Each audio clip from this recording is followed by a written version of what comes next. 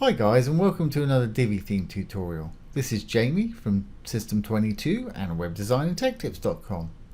Well, today we're going to show you how to add a new page and import a template. So you can either go to your dashboard and go down to Pages and add new, or you can just hit the new button here and drop down to Pages.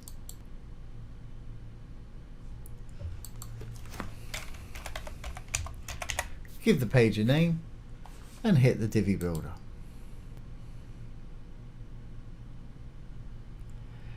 Once the builder loads, you're going to have three options: one to build from scratch, one to choose a pre-made layout, which we'll use today, and one to clone an existing page.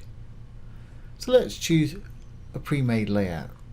Simply hit the Browse Layouts button, and it'll pop up with all kind of layouts here to you. And Divi's got over 1,000 different styles you can choose from.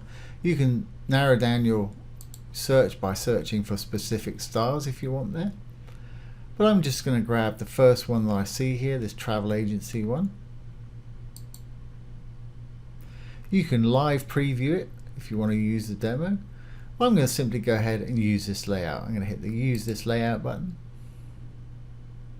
and it'll start loading it.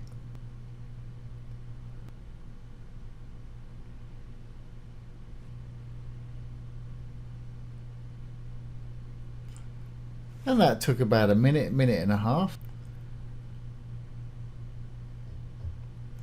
And as you can see, it's loaded the template to my page here. Really simple to do. Now you might say, well, that's great, but I don't want it to say what it's saying. We've got the visual builder already running, and you can go into any module. Now this is a full width section, so it's purple. Usually a section is blue, like here. It's usually blue for a section, green for a row, and it's dark for an actual module. Now this one's purple up here, like I say, because it's a full width section. Now you can go into any module and simply change the typing. For just text, you don't even have to go into the module. Just run your cursor over wherever it is you want to change the text. Just backspace. Put in whatever text you want. Same with the smaller ones. Now for things like buttons and things like that, you'll have to actually go into the module itself. And all of these modules,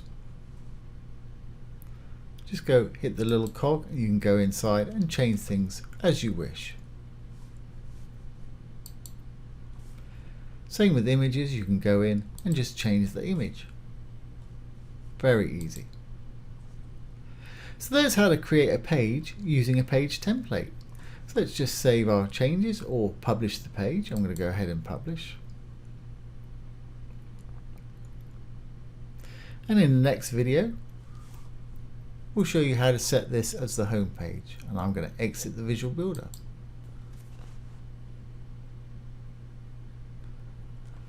There we go. There's how to create your first page using a template.